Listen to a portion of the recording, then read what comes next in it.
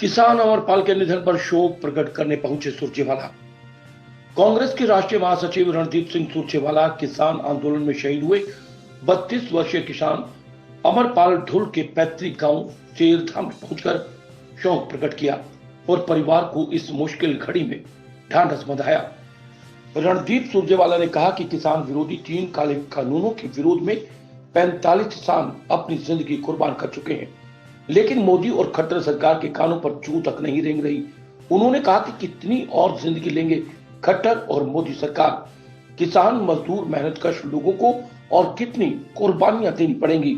सुरजेवाला ने कहा कि 32 दिन से हार्ट पिघलाती और रूह कपकपाती सर्दी में देश का अन्नदाता किसान दिल्ली के दरवाजे पर न्याय की गुहार लगा रहा है।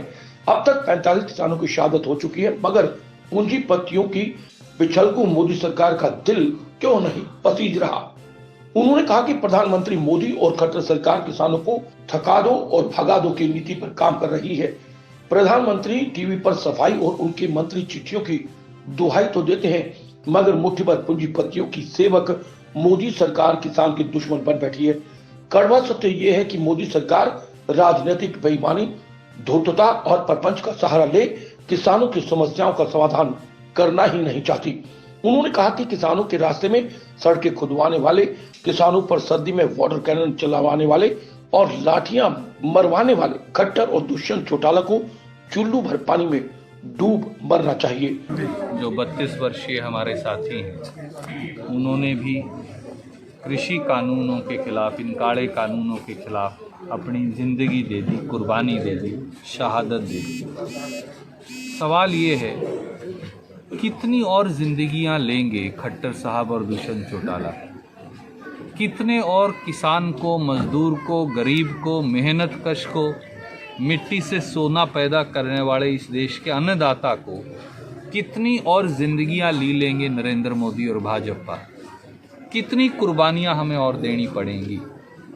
45 किसान देश के अन्नदाताओं ने कुर्बानी दे चुके।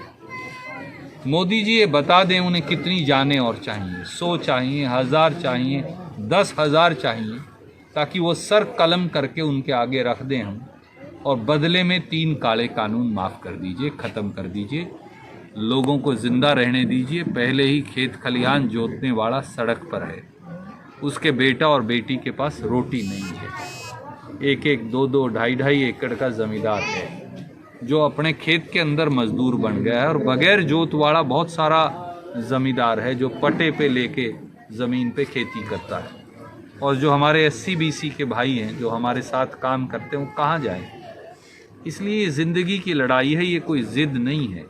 तो मनोहर लाल खट्टर जी को भी हमें धींगा मस्त बोलना या हमें उग्रवादी और आतंकवादी बोलकर इस देश की मिट्टी का अपमान नहीं करना चाहिए। मनोहर लाल खट्टर जी और नरेंद्र मोदी दोनों की चल रही है, पर वो भूल गए क्या?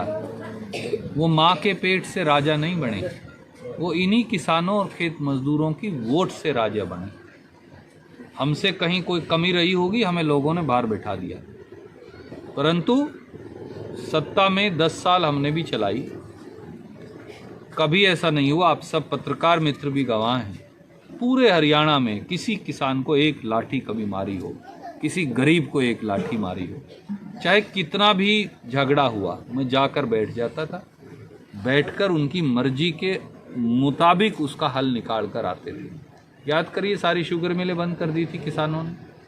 मैं उनके साथ 3 दिन 4 दिन बैठा, कहा हम भी किसान के बेटे हैं, सरकार का खजाना आपका है, इतनी एक कर लीजिए कि आपकी बात रह जाए और खजाना भी ख़त्म ना हो। तो जो उन्होंने आखिर में रेट का हमने दे दिया। कितने किसानों के बेटों को कुर्बानियां देनी पड़ेंगी, कितने सर और चाहिए? नरेंद्र मोदी और भाजपा बताए, ताकि हम उनकी सत्ता की हवस मिटाकर वो सर उनके सामने रखें। पर काले कानून वापस लेने पड़ेंगे, ये निर्णय है, अडिग है, अटल है और बदलने वाला नहीं। हरियाणा पंजाब के किसान की अकेले की लड़ाई नहीं, तो छत्तीसगढ़, राजस्थान, मध्य प्रदेश, उत्तर प्रदेश का किसान क्यों आया हुआ है? कर्नाटक में गया था, वहाँ लाखों किसान मुझे मिले, सारे के सारे किसान सड़कों पे। मैं तो उनकी ज़बान भी नहीं बोल सकता, परंतु उनकी आँख की पीड़ा और दिल का दर्द उनके चेहरे से नज़र आता है।